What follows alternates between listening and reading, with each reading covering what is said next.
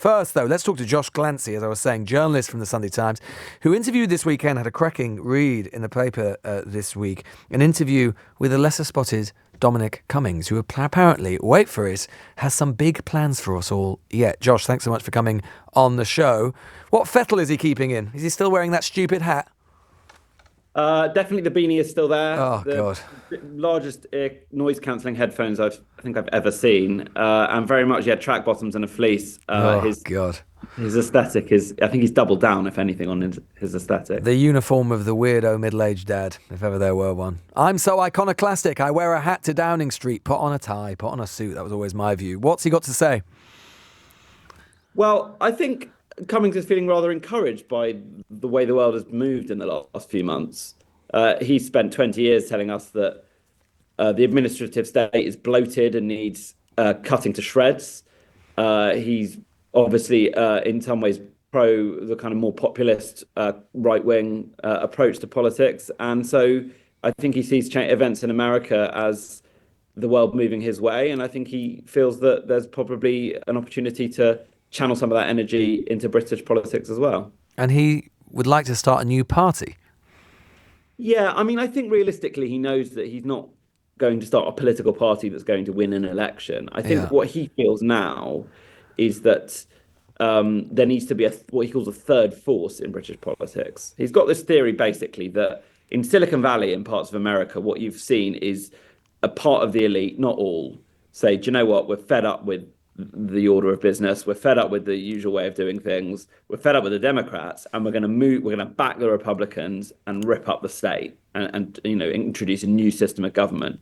He thinks, Cummings, that we need something similar in Britain, that we need a movement from outside of politics of elites who think the country, they're fed up with how it's being run. It's time for a change, and we're going to overhaul the old order and start again.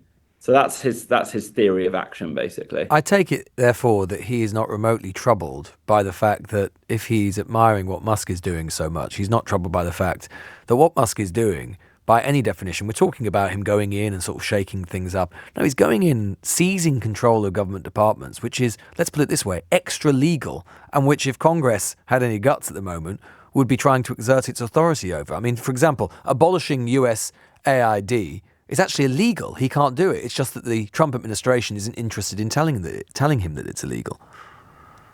Yeah, I don't think he's bothered by any of that. No. I mean, he described what he's seen in the US as basically all great. I think the one thing we know about Dominic Cummings is that he is a radical. He's been called a conservative Leninist in the past.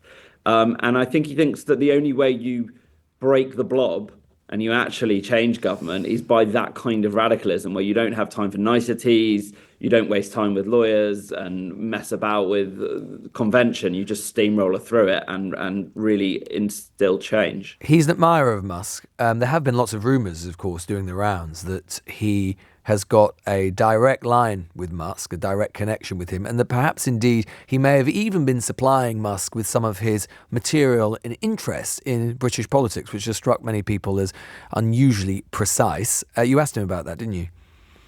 I did, and he knocked it down pretty explicitly. He said, I'm not in touch with Musk. We don't know each other directly. And I was not feeding him lines about Britain. He did also give himself a little bit of an escape clause there, where he said, we do know some of the same people. Right. And so it's possible that, I talk to them, they talk to him. But, he was very explicit that he is not in touch with Musk. And to be honest, he'd probably quite like to be, because he clearly admires Musk. So, he didn't self-aggrandize on that point. He did admit that it's not a direct relationship. One of the most striking parts of the interview was when you asked him about his role in bringing down Boris Johnson and the Partygate stories.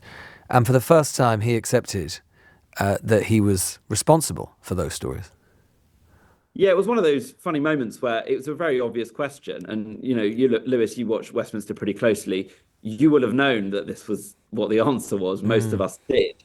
That he was primarily responsible for the drip of Partygate stories that massively corroded Johnson's legitimacy and led to his downfall. But it was quite something to hear him actually say it and to give his reasons for why he did it. And he said it was a nasty job that no one would want to do, but he felt obliged to do it. He said it was like cleaning the sewers, because he said, having put this guy in there, and then realised that he wasn't up to the job, and particularly wasn't up to the job once he got rid of Cummings to actually run the place. He needed to go, and he wanted Carrie Johnson out of Downing Street too. And he said, that was our duty basically to bring him down. I have to say, just reading that bit, I'm no fan of Boris Johnson or his politics, but I have to say, it read really uncomfortably to me. And it made me think quite a bit about how we covered those stories at the time. Because although clearly, look, Johnson was the author of his own demise in so many ways, but that subplot of Cummings orchestrating, this was a guy who had been democratically elected only a couple of years before, had won a big majority. And here we have Cummings, a man who, although he's famous in Westminster, is still basically unknown by much of the country, certainly with no democratic legitimacy of his own, which is something I never think he ever seems to wrestle with, basically saying that he tried to orchestrate a coup. Yeah, I think you're right to feel a bit uncomfortable about that. And the point you make about democratic legitimacy is the key one. He uses this word "we." We had to bring him down. Yeah, who's we? We had, and you think, well, who is we? We is basically Cummings and a group of unelected political operatives around him, the Vote Leave crew, as he tends to call it. As you say, most of the country don't know who these people are. They certainly didn't vote for them. It was a little bit uncomfortable, but I suppose your other point is also a salient one, which is Johnson left an open goal. All these things were true, and he having Cummings on the outside of his tent with all that information was political suicide in the end. Isn't it true that I always can't quite get to grips with Cummings, the extent to which, and I don't know whether you talking to him, you had any sort of insight on it, whether he was simply all of the things he talks about of having to get rid of this guy. Obviously the obvious question, which I know you put to him, is, well, you're the guy who put him there. You helped him win in 2016 in the referendum, which gave him the route to power at least. And then, of course, in the 2019 general election. You must have known this stuff. It always seems to me that the point is that the thing that he couldn't bear, which is that he just lost his influence over him. And that's why he's so irate in particular, in comments which seem a little bit sexist to me, really, constantly sort of going on about Carrie Johnson. And so did it seem to you as it seems to me that he basically would, would you think he would have remained there if he'd maintained his influence?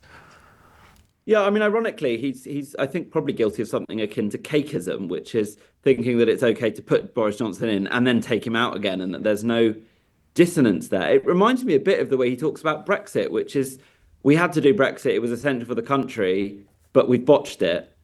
And but given how his critique of how rubbish our political class is, how surprising is it to him that they botched this incredibly complex project? I think his view is basically that Johnson only works if he's there alongside him. Yeah. And that the moment you take Cummings away to actually run it, Johnson stops working.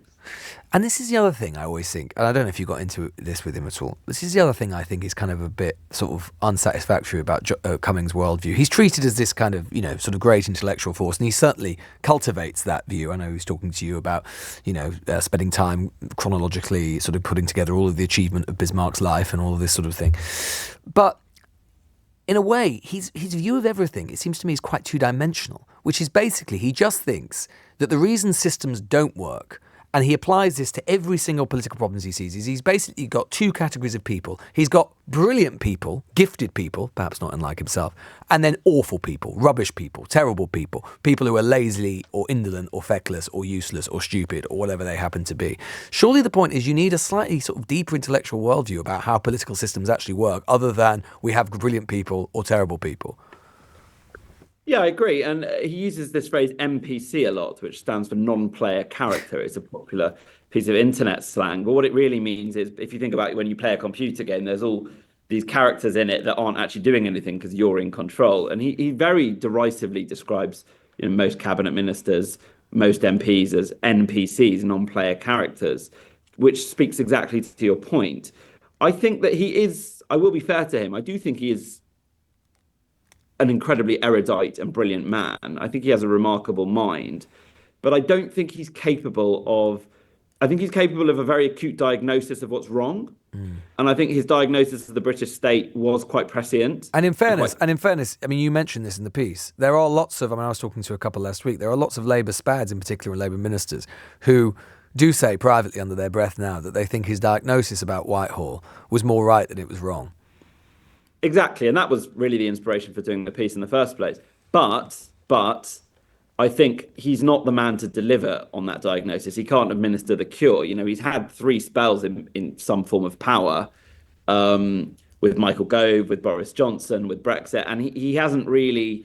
All these projects have somewhat fizzled out, or he's flamed out of them. And I think his tendency towards contempt, towards his refusal to accept half measures. I mean, you mentioned Otto von Bismarck, the German Iron Chancellor. Bismarck's most famous quote about politics is that it's the art of the possible and the attainable, i.e., you never get what you really want. You have to compromise. You have to work with people where they are. And I think that's what Cummings has proven less adept at over the years. And just finally, Josh, do you think we've seen the last of him? Well, he is very much on the outside. And I think there's a lot of people who, even though they respect his mind and his analysis, wouldn't really want to work with him again. Having said that, just the way the world is moving, and the way this kind of right populist movement is bubbling up in this country, and obviously what we've seen in America, it does come into his world and his aegis quite a lot. So, you know, I think if we end up with a kind of right populist insurgency in this country, it wouldn't be that surprising to see Cummings play a role in it. Josh Glancy there, a journalist from the Sunday Times who interviewed Dominic Cummings. If you haven't read his interview, really worth reading. I have to say there's one other thing about Cummings that irritates me slightly, or that, you know, I think is always worth noting. Why has he got time to be spending his time assembling a chronology of Bismarck? Well, it's because he and his family are extremely rich, which is a thing that never ever seems to come up, this great populist tribune of the people.